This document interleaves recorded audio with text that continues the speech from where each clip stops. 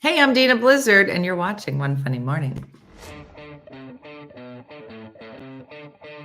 Welcome to One Funny Morning Show.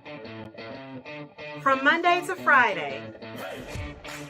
And sometimes on Saturday. Why would you say that in front of all these people? You never know what's gonna happen. Carmen. Cortez. Good morning, everybody. What's outside your weather door? Good morning. Uppie, everybody.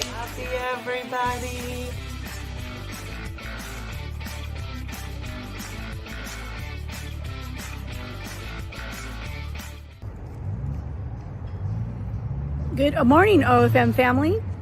It's Athena from Orange County, California. And even though it is 5:30 when Dina does her morning show, and it's usually this dark, what else would we be doing but leaving a bar?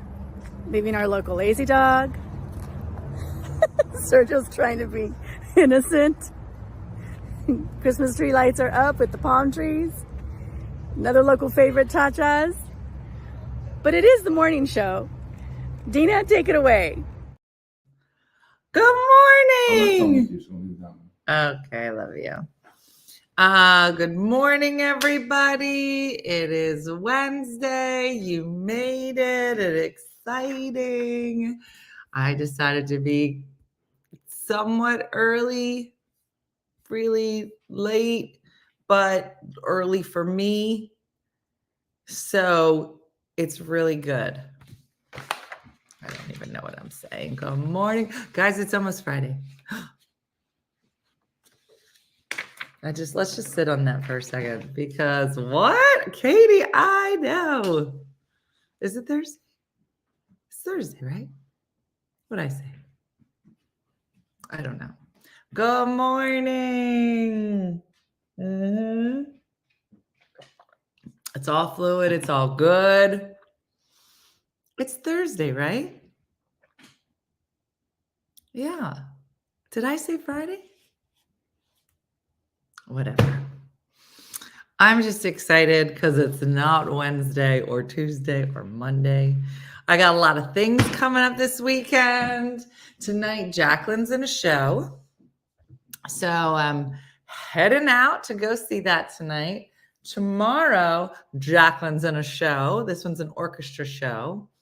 So I'm excited about that. Did I say Wednesday? I did. What's happening? You said it's almost Friday. It is. I thought you said almost. It is almost Friday. I was correct. Forget the first minute of the show. Let's start again. Hey! Good morning. It's Thursday. Now Saturday, big day. The Von Blizzard family comedians will be together for the first time ever in Princeton, New Jersey at Catch a Rising Star. First show is sold out. Second show is for sale. We'll see how that one does. I'm writing stuff down. Does everybody have like a list and the whole page is just filled? And then you're like, who's going to do all this stuff? I always think, let me write it down. I should get a smaller notepad. Let me write it down on a piece of paper and then I can mark it off. Did you ever write stuff on the paper you already did just so you could mark it off? Like I already took the trash out, so let me just put that and then scratch it off. That's what I'm doing. That's who I am today. Yeah, I have sticky notes everywhere. I always lose my list. Well, that is one way to get stuff done. That is one way. I'm into a wedding in New York from New Hampshire. So excited for my nephew's wedding. Oh. Mine is filled with random stuff in different days. Debating to clean the house or go back to bed. Girl, Carrie, I'm glad you called. Carrie, go back to bed. Your house will never be clean. It'll never be done. But you know what could be done? Catching up on sleep. Why fight a losing battle, Carrie? When you could win. You could go home and sleep. I got no sleep last night. Is it obvious? I could not. My brain was just going. For what reason? What am I doing? Nothing. So like add your shower, brush your teeth, meds, all on the list, curly top. Take a shower. Check. Actually, I did it. It's for later. I have to go to the gym. So I can't even check that off. But I did brush my teeth. Oh, blood work. Meredith, thanks for saying that. I gotta do that blood work. Oh yeah, I gotta do that. Did you ever? Does anybody else do this? Hold on. Blood work. I gotta write that down. Write that down. Carmen, write it down. Does anybody else collect like little blood work slips, put them in a drawer, and then just do them all at the same time? But like a year will go by. You're like, this ain't good no more. They're like, you were supposed to get this done like 16 months ago. What was it for? We don't know. We think this doctor's retired. Tired. What? What's my name? You just, I saw 3 a.m., 4 a.m., then sound asleep. Yeah, apparently my bewitching hour is somewhere around 2 o'clock in the morning. And I was like, I should go to bed. And then I laid around for 2 more hours, maybe got an hour of sleep. A lot of fun. A lot of fun. So that's that. Okay, so I found a funny article. And I want to get everybody's take on it because I thought it was so funny. Just the title was funny. Let me read it. Here it is. Ready? And then I'm going to ask you a question. I'm going to ask you. Okay. The title is just so funny because I was like, they would never write this about women. Never. I mean, there's maybe other titles they can come up with. We'll get to it. Here's the title. Are you ready? Almost half the, here we go. Almost half the men surveyed, let's say it's 100 men, it's 1,000 men, whatever. Half of them surveyed think they could land a passenger plane. Experts disagree.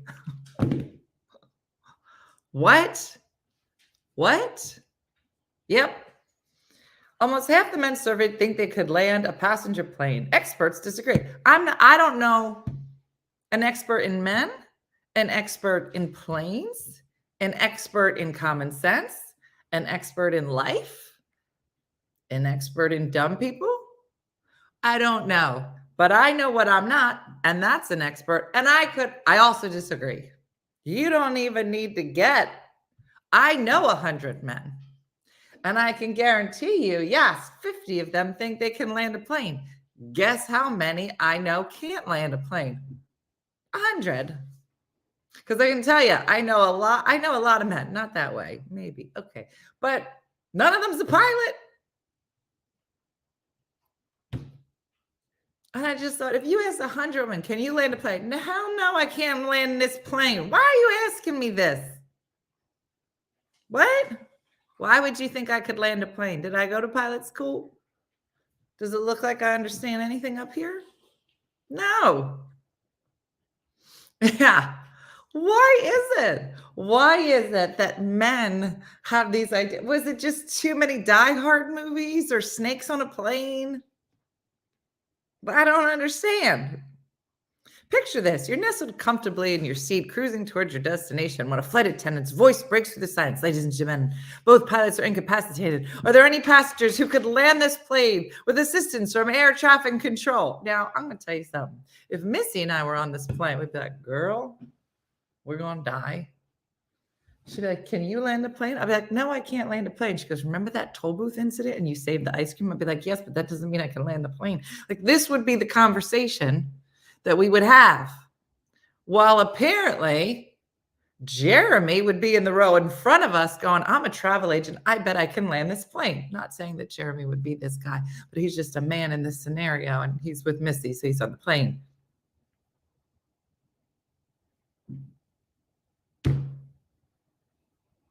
If you think you can manage it, you're not alone. Survey results published in January indicate 1/3 of adult Americans think they could safely land a passenger aircraft. Among male respondents, the confidence level rose to nearly 50%.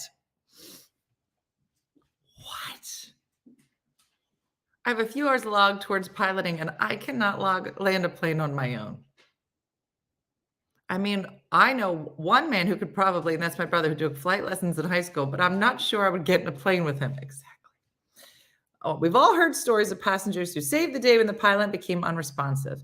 For instance, last year, Darren Harrison managed to land a twin-engine aircraft in Florida after the pilot passed out with the guidance of air traffic controller, who also happened to be a flight instructor. However, such incidences tend to take place in small, simple aircraft. Flying a much bigger and heavier commercial jet is a completely different game. You think? You mean the giant tractor trailer with wings 3 times the size of a tractor?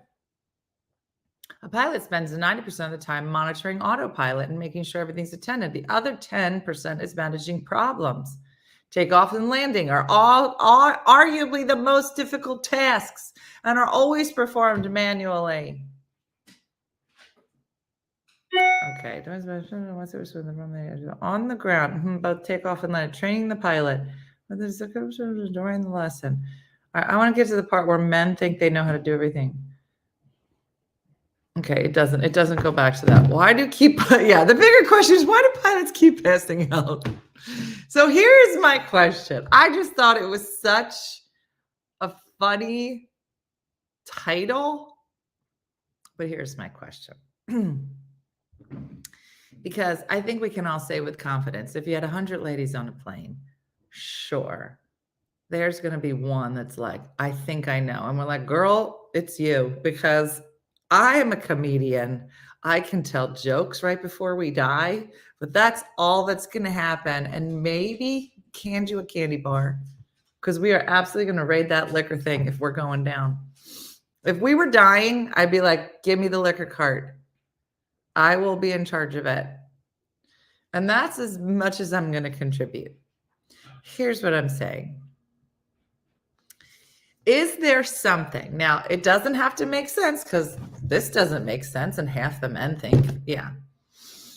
Here's my question. Is there something that makes no sense whatsoever? I'm telling you, I'm replacing all the lights in the studio. None of them work. And when I say studio, I mean my kitchen.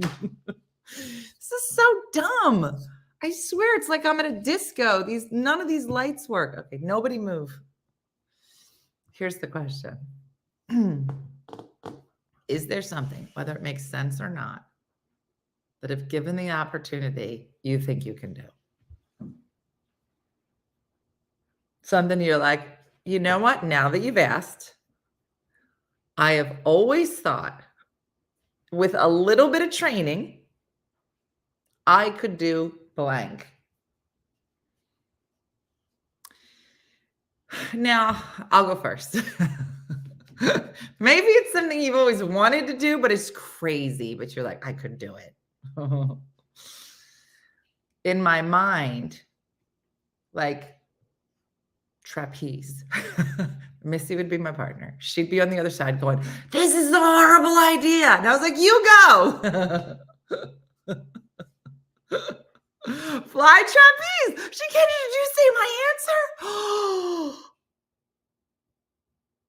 Okay. Missy said she could negotiate a hostage situation. Mike Stacy says drive a tractor trailer. I think I could drive a tractor trailer. No, you go. No, you go. I can't believe that Shakendra said flying trapeze. I could also do tightrope walking, but I'm afraid of height, so it'd have to be like this far from the ground. Like I'll be like, guys, look how good. But like I would just be like right above. Right above. I think I could drive a stick shift. I know how to do that. I could show you that. It's going to take a long time. It won't be good. Drive a ferry. I think I could probably do that. Be a yacht captain. Nope. And now I'm out. Ferry, yes. Yacht captain, Nope, it's all you. Electrical wiring? No, I'm afraid of it. Mm-mm. I could be a nurse or a pharmacist. I could play the violin. My old colleague used to teach me during lunch break. She thought I had potential. Then I stopped. Oh. Tanya's like, I want to get a pony. Okay, Tanya, I feel like you're not understanding. You want to ride a horse? Getting a pony is just something you want from Santa. Listen to me, Tanya, listen. It's something that you think that you could, given the opportunity, I could do this like that. I want a pony is not a carpenter. I think I could watch the windows on the app by escape building at the top floor. Even though I'm afraid of heights, I think I could do it. Yeah.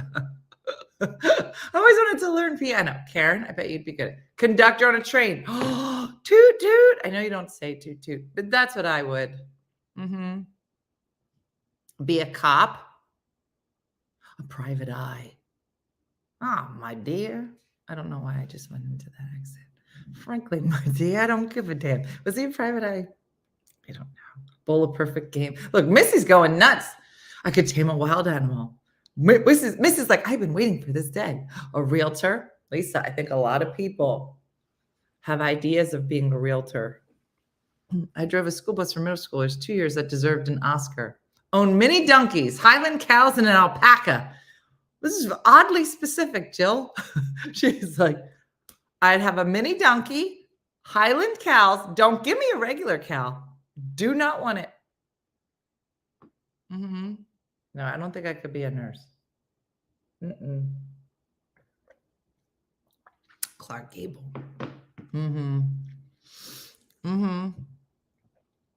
interior decorator? You could be, Judy. You could. You should be. That is well within your grasp. Yes. A game show host. Mary, you'd be so good. Oh, a birthing coach. Be a motivational speaker. Wow, you guys. I think I could take a nap. So exciting. A life coach. I don't think I would be a good life coach. I would just tell everybody to nap. I mean, girl, you don't want that for yourself. Take a nap. Is there such a thing as a nap coach? Girl, nap. A medium? Like a real one or a fake one? Because you'd have to really know how to make stuff up. I could raise emus and alpacas, probably cry every day, but I got this. Yes. I could drive a Mr. Softy truck. No snow here today, Victor. A ghost hunter, Claudine. What if you started a ghost hunter business? Like Ghostbusters. Exactly, Lisa. Professional napper. And I would just slowly lull people to sleep. I'll just tell stories. An ophthalmologist. I don't think do you know how many, there's a lot of physics and ophthalmology. Anything with the eyes, I'm out. The eyes are crazy. You know, everything's upside down. I want to own a Hallmark store. Wendy Louver, you'd be so good at that.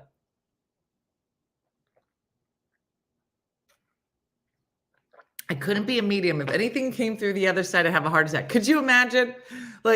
You're pretending to be a medium. All of a sudden, a ghost shows up. You're like, oh, no. Did you guys see this? What do we do?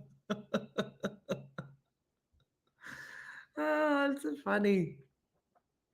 Yeah. I didn't think I could actually do this. I was mostly lying. Hi. Good morning, Aberdeen. A taco truck.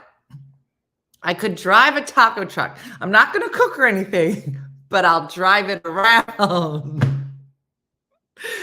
I love how specific everyone's dreams are. Because, I don't want to do the work. I just want to sell the tacos. Somebody else can make them. professional dog petter / smuggler. I think you mean snuggler, Lainey. The N and the M are real important here because one of them means that you're petting dogs and snuggling with them. The M in there means that you have stolen dogs and you've put them under your jacket and you're moving them over state lines. So make sure you get those letters right because totally different. Like, guys, can I snuggle your dog? Yes. Can I smuggle your dog? No. What? What? No, that's a different letter. And you should be careful. A smuggler, smuggler, snuggler. Actually, real different. Real different. Carrie, you would be great at sign language. You emote a lot, your face. You'd be good at that. I mostly snuggle, but I smuggle on the side. It's a side gig. Work at a haunted mansion. So we're talking about an article that came out that said that 50% of men believe that they can land a commercial flight, I guess, full of people and not kill everyone. Where the women were like, no, I'm good. I'm pretty sure we're all going to die. So what are the things that you ladies believe that you could just do with the same confidence that men feel like they can land a plane? Be a barista. I think I could do it. I'm pretty sure all of the drinks would be wrong. And I would try to convince people to have tea. I'm like, tea is much better for you. I don't think I'd be good at that. Travel critic, host an online show. You could do it. My husband said he could land a plane if necessary, Kezia. I like that he said if necessary. He's like, I'm not going to do it just for fun. If we were going to die, I'd throw my hat in the ring. Okay. Zookeeper. Wendy, one day you'll be even closer. Millersville, Maryland, not that close, but I guess it depends. It's relative to where you're coming from. I could be Tamiko. I think you tried to write, I could be a food critic, but instead you wrote, I could be a fool critter. Now, again, these letters are important, you guys. Now, I know a lot of fools. And I don't know how you credit them, but I'm in. I'm in for even the stuff that you guys have made up. Men think they can because they can land a plane in a video game. You're probably right. Yeah. Like my therapist here at physical therapy has a Santa hat that says naughty. I feel the need to wear my dirty elf. Please do it, Tracy.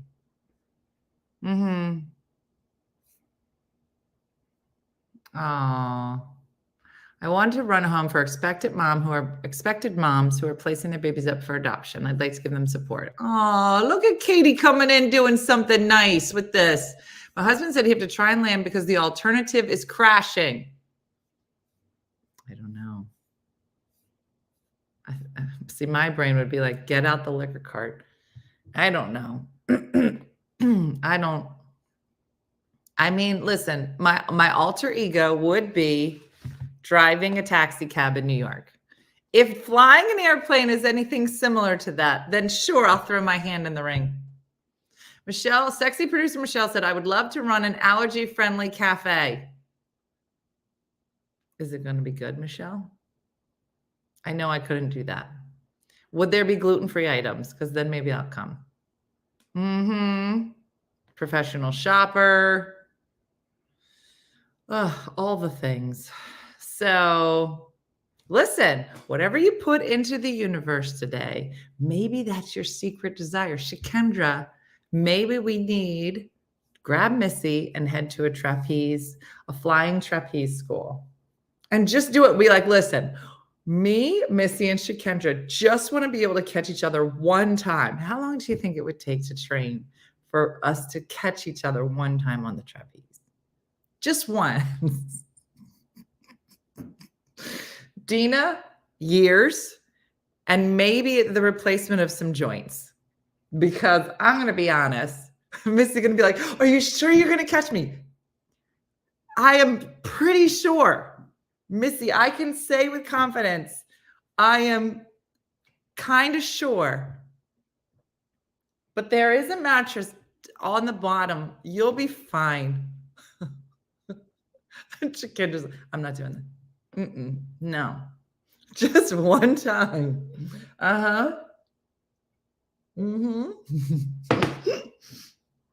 Michelle's like, I cannot wait for the memes today. Too much, y'all, too much. Anyway, well, I'm glad we found this article. Gives you something to think about. Apparently, men are running around thinking they can do anything. They can land planes. And here's us over here. I don't know. I've been trying to grow my hair out. I don't know if I can nail this or not. And men are like, whatever. I'm amazing. Keep it in mind as you move through life. And you think about what your potential is. Your potential is high. Very high. I'm already planning out our trapeze outfits. I took one pole dancing class. That was enough bruises to last a lifetime. What if we all took a pole dancing class? That would be so fun. My dad flew the trapeze. He was a catcher.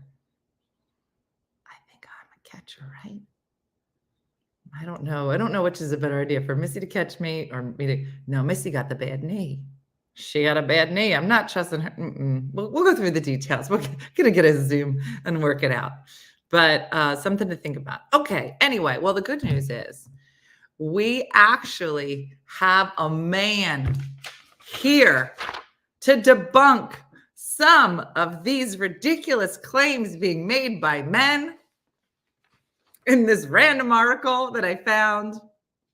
Now, I'm super excited. I wonder, Michelle would probably know, how many men to, what's the men to women ratio? I think we're like 50-50 now. But this man is pretty fancy, and you're going to love him. Can he land a plane? Oh, I don't know. She did not ask him in the pre-interview. So we're going to get it right from the source, whether which 50% he's in. Is he landing the plane, or is he drinking liquor in the back with me? So let me introduce him, because it's a great introduction to him. You're going to love him. He's basically one of us. And after you hear his introduction, you know why. Here we go. Shannon Carpenter has been a stay-at-home dad since 2008. He's also a humor writer trained through the famous Second City. He's done public readings on local NPR affiliate KCUR and teaching through the National At-Home Dad Network, and the Dad 2.0 National Conference was named him one of the funniest dads in 2019. He's given interviews about his experiences to Forbes, the Wall Street Journal, the Washington Post, CNBC, Slate Magazine, the New York Times, as well as his local NBC and Fox stations. Redbook Magazine has named him one of America's adventure dads. And finally, and most importantly, BuzzFeed recognized him as one of the funniest women of the week in 2020, an accolade that lasted about 8 hours until they found out he wasn't a woman, but he is still very funny. So please help me welcome to the show, Shannon Carpenter. Hey, Shannon. Hello, everybody. And for the record, I can absolutely You can? no, but I could try it. The alternative is crashing, right? I mean, what's the worst I can I do? don't understand. It's so funny that when they ask these people, they were like, yeah, like 50% of the guys are like, yeah, I could totally land the plane. Why do you think that is?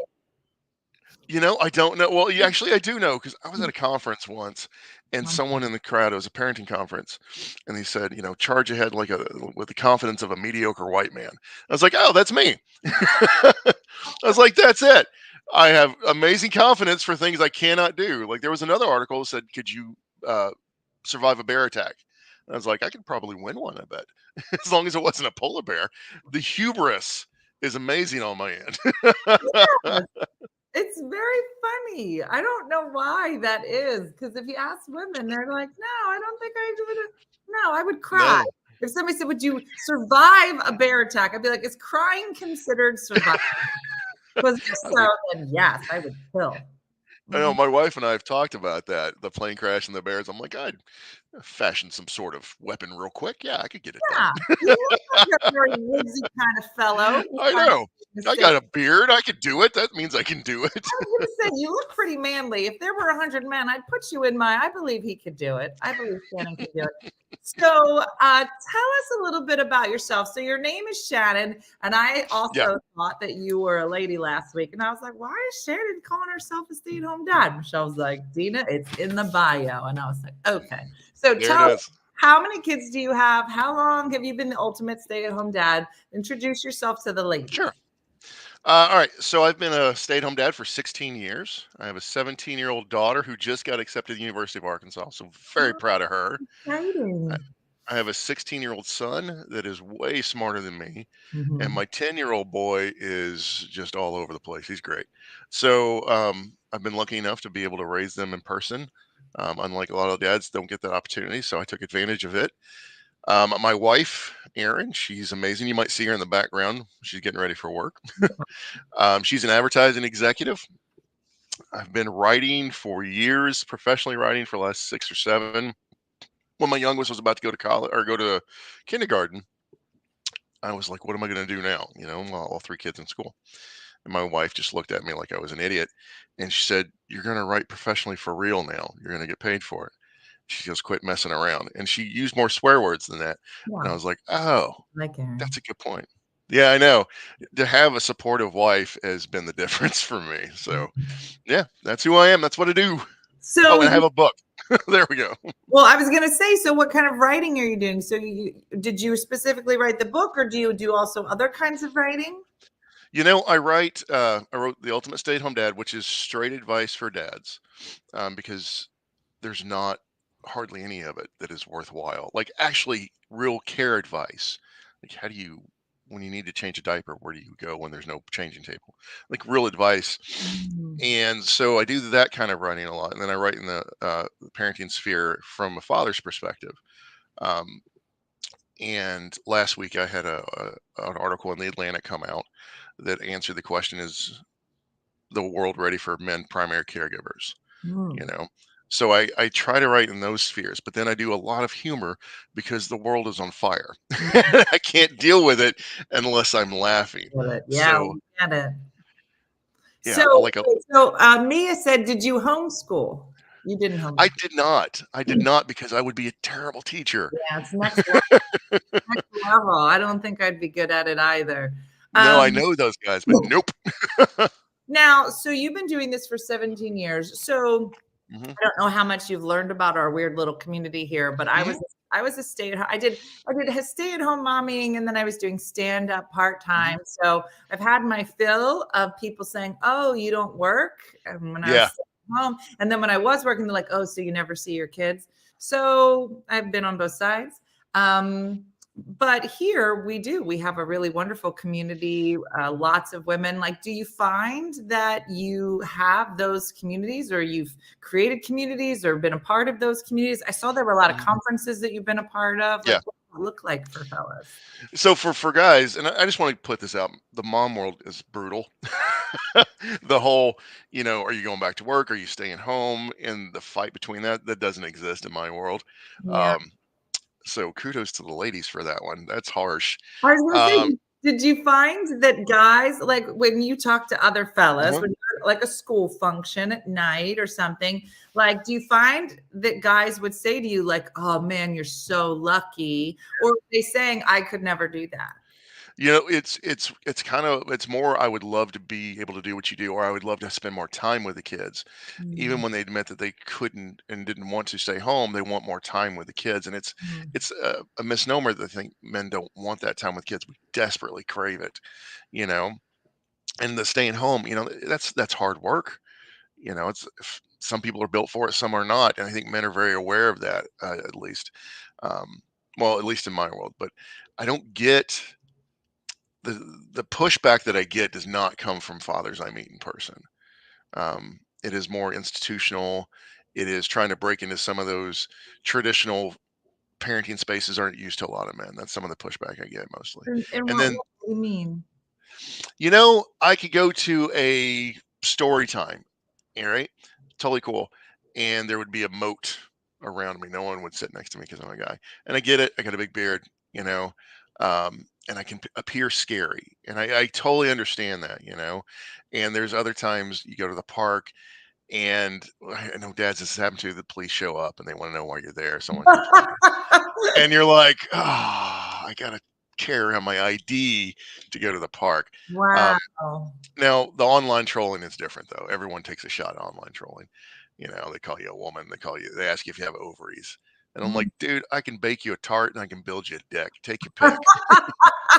That's awesome. Well, maybe you had a moat around you that Shan's throwing this out there. That if you're the only fellow there, maybe they were like, he's so hot, we can't talk to him because we immediately fall in love with him. Maybe that was I have a dad's group. We talked about communities. We built our community. So when you go out with a dad's group and you have 7 to 10 guys pushing strollers, we're not individuals anymore. We become this unicorn, and we've been stopped to take pictures with.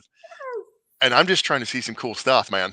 But it's very interesting when that happens. We had a monthly play date at the library, downtown library, big library. And apparently that was a big hit that I found out later. I was gonna say, there's nothing sexier than a fella taking care of kids. I guess so, but I'm covered in kid snot and vomit and all kinds of stuff. But all right. So sexy. Now, I do it well. Are you a good cook? I am.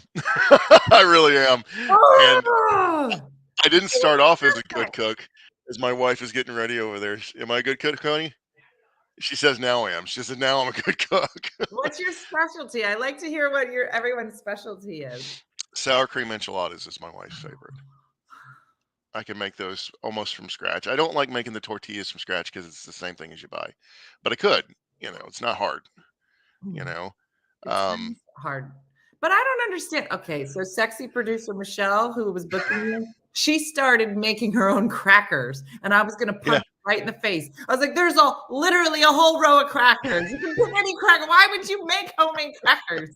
Same thing with tortillas. Stop making stuff you can get easy. It's too much. If it's easy, I'm not going to do it. If it tastes the same, But with that said, my bread is on point. My dinner rolls are really good. I can make some dinner rolls. I learned to do that with my son. We cook together, my son and I. And yeah, it's pretty good. Okay, I just want to say that this whole chat is now filled with questions to figure out whether you are the perfect man. Do you do laundry? I do laundry, but I'm gonna throw a little thing in there. So when I started writing, we had to readjust some of the responsibilities, and it was some of this was during COVID, and my wife was very bored during COVID, so she would stay upstairs while I actually taught the kids. So maybe I did homeschool. She took over the laundry, which I very much appreciated, and now she does a lot of it is soothing. Right? No, I still keep it going. I put away clothes, but I give it up to my wife. That is a chore that she has taken on. But for 10 years before that, yeah, I absolutely did laundry. Where do you hail from? Where's home, Shannon? Oh, yeah. Just outside of Kansas City, right in the Midwest. It's a great place to be a stay-at-home dad.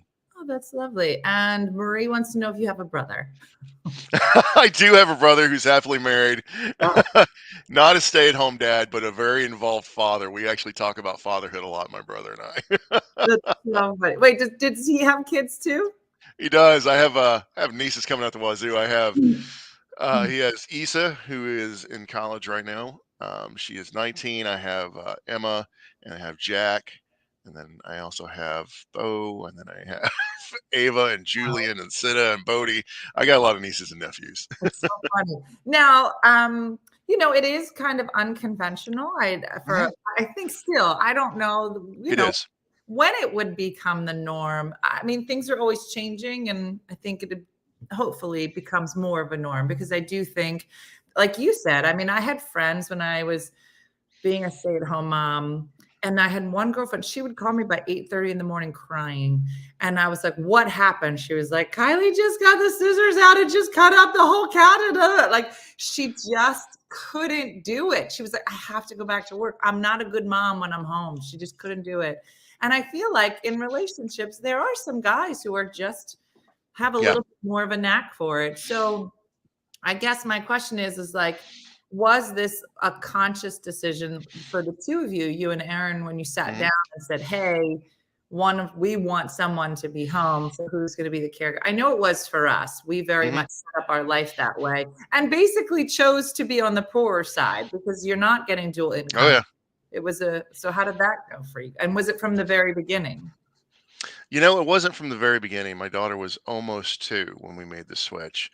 And it's the way it worked. I brought it up. I was an abuse investigator for the state of Texas. I did an elder abuse is what I investigated, and I did that for almost 10 years. And we had my daughter, and my son was on the way, and I realized my life was in a rut. I was 31, and I was like, I get up, I go to work, I pick up my daughter, I come home, I got an hour with her. That's it. Maybe she goes to bed after that. And I was not happy with it. And I thought we were in a rut. So I sat my wife down. She was in advertising time and I was doing that. And I said, I think one of us needs to stay home. Never thinking it would be me because it wasn't something that I thought about. And then we started talking about it. I joked. I thought maybe it should be me. And as soon as I said it, I was like, oh God, it should be me because I want to do it. And that's a big difference. But I think with staying home, if you choose to stay home and have that choice, and I think a lot of women don't have that choice, right? It's assumed that they'll do it or that it's assumed that they'll just jump in it. But when I said it out loud, that was it. And we both realized I would be better at it. My wife does not do well at home. I do. I'm very extroverted. I go make my own adventures and I have very specific goals for the kids. And we never look back. I have a job description if that helps you guys. Yeah, tell me. I do. Every year we have a job description of specifically of what I'm going to do and what I'm not going to do. So the first, it's a negotiation. And I was talking to my wife when we first did it. I said I was not going to do windows. And I have no idea why I said it other than I wanted to win something. I was like, no windows. Nope, drawing the line. I'll do toilets, but not windows. And it's adjusted. We do it every year, right? And we do it for both of us now, basically, because it's expectations. What is expected that we both know about? And that took some years to figure out really some of the even more minute details. So yeah, that's how it happened. Wow. So how did you decide to write the book? Was it the kids were all kind of growing up? Aaron says, time to make some money doing this. Yeah. Like, how did that go? I got mad. If that helps you. That's why I write humor, because I get angry, I think, a lot. So I wanted advice for fathers that I never had, like real advice. What do I put on my diaper bag? Do I have to call it a diaper bag? Like my first diaper bag I had sandpaper in there for some reason. I had multi-tools. I don't even know some of the stuff I had in there. And so I started as a memoir, just kind of the experience of stay-at-home dad. And I got an editor at Penguin, and he said, "How about you put some advice in it?" I was like, "How much?" He's like, "All of it." I was like, "Can I swear?" And he's like, "Yeah." I was like, "Cool, I'm in." And that's what I did. And I wrote a book that connects with dads. That's funny because dads don't do sentimental; we do humor a lot more to connect with each other, right? Because we cannot be vulnerable. It's a problem we're working on. So that's how I wrote the book, because I wanted the advice that dads needed. And that's the writing I've done. Even the article that came out for you guys that caught y'all's attention was male loneliness, and talking about that in a way that would resonate with men, So what do you would say your 3 most important pieces of advice for stay-at-home dads? Not just for stay-at-home dads, for dad, own it. That's the first thing. You are not the JV parent. You're not waiting for permission. You're not asking permission. That is your kid. You were never a babysitter. Own it. Do what you think is best to do. That is the thing I tell everyone all the time. The second one is when you have your diaper bag, get your own. Don't share it with your wife. She'll mess it up. Right? Once you get in your groove, man, like I really do keep duct tape in my diaper bag, my dad, because I needed it a lot and it's handy to have. I know it's unusual, but all the dads are like, absolutely, you need that. So I would say, take your bag, call it an adventure bag, man it up a little bit, make yourself feel better. It's an adventure bag. It's an adventure bag. You got to do that. The third thing is for all dads is don't stay home. Take them with you. Just because you're maybe the moniker stay at home, or if you're a working dad, take them out in the world. You get real confidence really quick when you're forced to do it, and you have an amazing chance to make those lifelong memories. Like Mhm. I've seen the world's biggest pair of underwear with my daughter and my sons, and it's a thing, and they talk about it, right? I've seen the world's biggest shamrock overalls, ball of twine. Those adventures are core memories for my kids and me, and I Yeah, know they're going to use them when life gets tough, and that's what I want. I love That's that. my advice. I used to say, like, those years where you feel like all you do is drive your kids. I feel like there's a solid Yes. 4 years of your life that's just spent in a car. And Yep. it was the worst and best time because I did nothing. I had no friends. We ate Chick-fil-A all the time. I Yeah. didn't eat from 5 o'clock until 9 o'clock. I did nothing but drive. But it was the time where I did my best eavesdropping, the time where I Yes. did my best, like, if I'm only going to get you for 7 minutes, like, how was your day? Tell me. I used to make them tell me stories. All Mhm. my youngest is a little bit more shy than the other two, but I'd be like, all right, because I'd say, how was your day? Nothing. They'd say nothing. And Yes. You get. I'd say, okay, then tell me a story. And they were like, what are you Mhm. talking about? I was like, I love stories. So tell me. They're like, well, nothing happened. I said, well, then tell me a story about how nothing happened. But you're going to tell me a story, whether it Yep. kills you or not. Because I've been in this car for 14 hours this week. So you're going to tell me a story, entertain me. And it was so funny. So somebody just said in here, Shannon, do you have an advice for dads of teen girls? I do actually, and it goes back to what you said. So first off, forget trying to understand the lingo. That's not going to happen. I Mhm. have to like call my daughter and stop her. I'm like, what does that mean?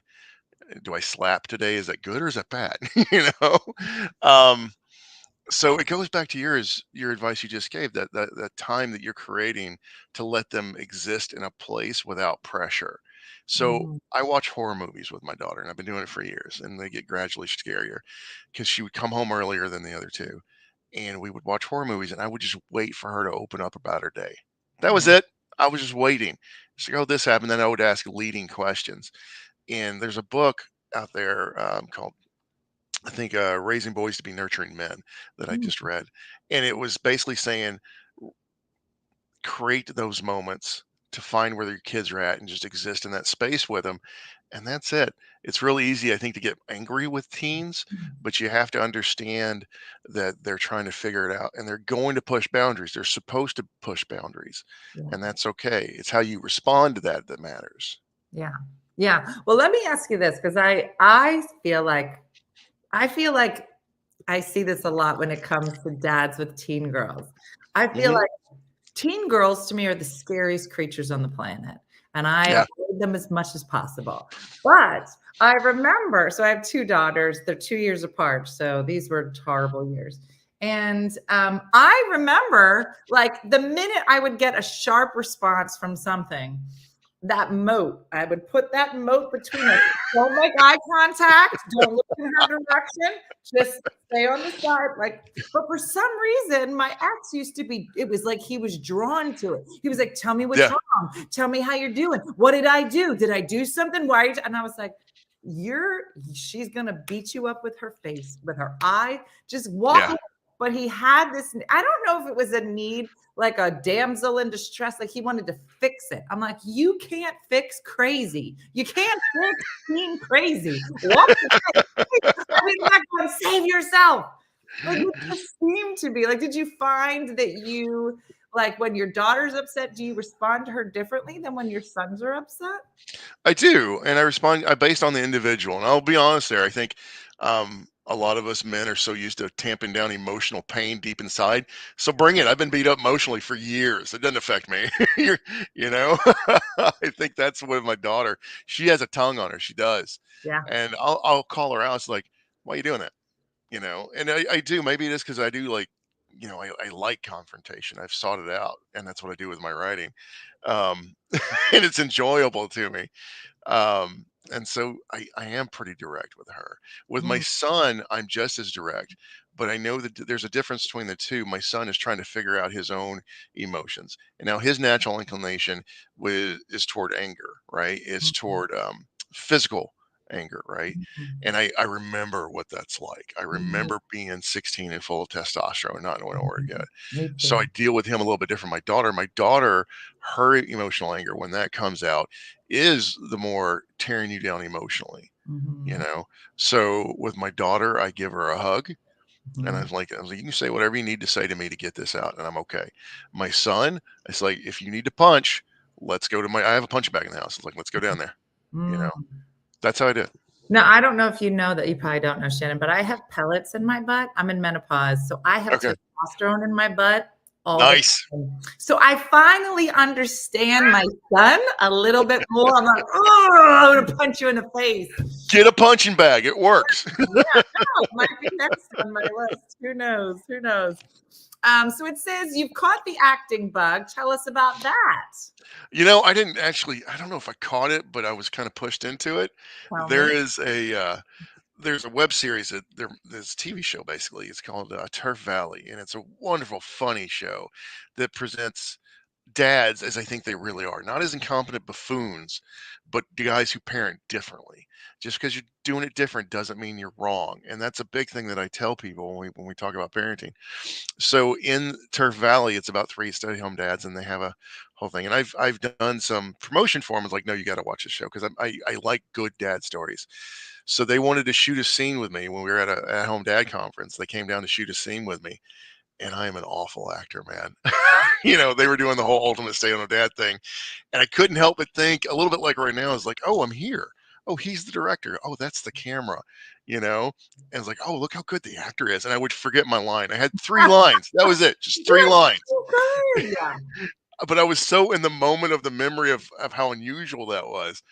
Yeah, I buffed it. But go see Turf Valley. It's a fantastic show. What do you know? What network is it on? It's a web series on YouTube right now, YouTube. but it is amazing. Okay. And it's made for parents in like 5 to 10 minute increments because that's all you got, Yeah. right? No, it's true. I mean, I'm amazed no one is. My son poked his head over here and he hadn't done anything yet. And I'm like, he's waiting. He's going to ambush me as soon as I'm done. But even now, that's all you got as a parent. You got 5 to 10 minutes Yeah, max. yeah. That's awesome. So let's talk. How do people find you? So it's Shannon Sure. Carpenter author.com is your website. Hmm. Yep, And that's my website. how can people find you in social media? In social media, I go by Hossman at Home a lot on Instagram. That was my pre-writing name, but then just type in Shannon Carpenter author. I will pop up on anything. On TikTok, I tell you this, I put some of my adventures on TikTok. We went to an antique fan museum. That was amazing. Solely weird. And you can see all the adventures that we do with our kids. There's a dad's group. I'm in a dad's group. So we have 5 of us have raised 16 kids together. So when we go out, there are 21 of us. And if you want to know what that looks like and the panic in people's eyes, you do it until they realize that we're good. Like we walk into a restaurant, like a little diner, and you can see the waitress, her face just falls. I'm like, no, we have a system. Don't even talk to the kids. Everyone orders here. Just bring everything to our table. We'll take care of it. And then she gets really happy. That's good. Well, one last question for you. Uh-huh. So I love that you are so dad positive, Yeah. and so family positive, and it comes across in everything that you're saying, and it's wonderful. I found, I'll speak from my experience, I found that when I had little kids and I was doing stand-up, it was very unusual because I was the only one that had like Yes. 2 babies, and then I was flying to Vegas to do shows and then flying back. It was very unusual. And I found that a lot of people had a lot to say about it. But you also, a lot of times my girlfriends would come and they would come, and the entire time their husbands would be calling and say, Yeah. how do I do this? How do I do this? How do I do this? Right. Sure. And so you start to see the dynamics, right, of different relationships. Absolutely. Especially when they're younger, you go to school functions, you spend a lot of time with other couples and those dynamics. Are there ever times, Shannon, that like you'll get to know another couple or family? Yeah. And it's hard for you to keep your mouth shut. Because perhaps maybe a fellow in a different relationship is maybe not even coming close to being supportive. Like, do you ever find yourself like struggling to keep your mouth shut when you're like, you're so dedicated to doing this? This is your full-time job. And then you look at a guy who's barely doing it part-time. Do you because that would be hard. It was hard for me because I was like, stop answering the phone. He'll figure it out. You don't have to answer the phone every 5 minutes. Oh, please don't answer the phone.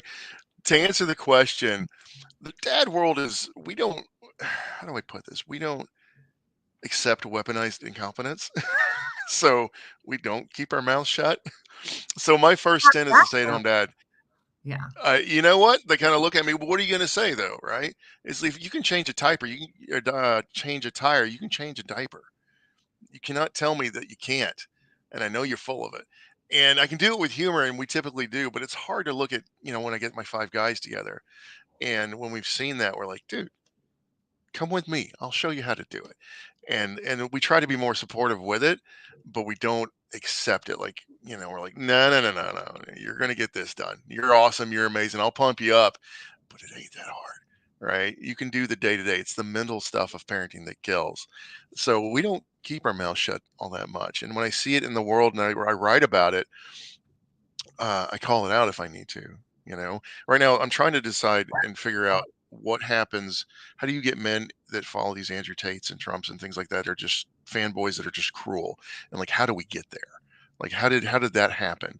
And if we don't call it out and show better role models of the opposite way, that's my fight now. I'm trying to pick that fight because there's a lot of us and that just love our families and want to get things done, but they're not shown as the role model because there's no drama to it. So to answer your question, we call them out. My first stint as a stay-at-home dad was 30 days by myself. My wife left to take a new job. That's what was the catalyst. And I had nobody.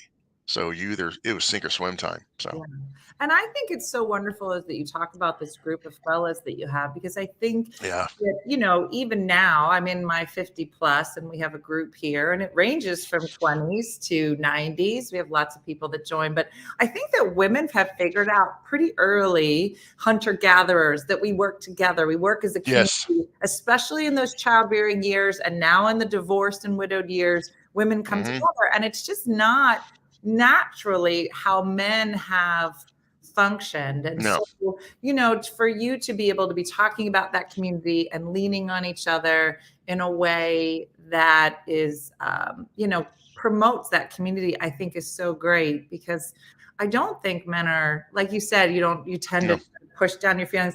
Like, I was talking to somebody recently about the divorce, and I said, like after your divorce and you think you were doing everything, but then you realize you weren't. And then now you have to take the trash out, but you cry every time you take the trash out. And I looked at the guy and he was like, I said, what, didn't you cry when you took the trash out? He was like, no.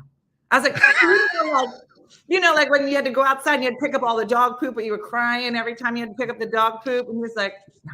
I go, did you cry at all? He's like, yeah, I was upset that I got divorced. I was like, well, you called your girlfriends like, you deserve better. And it was like, and he was like, no, guys don't do that. We really don't. And so it's nice to hear you talk about it. Thank you. My guys, I've raised 16 kids with them. Our oldest, and this is to wrap it up for you, our oldest kid of the group is in college to learn to be a pilot.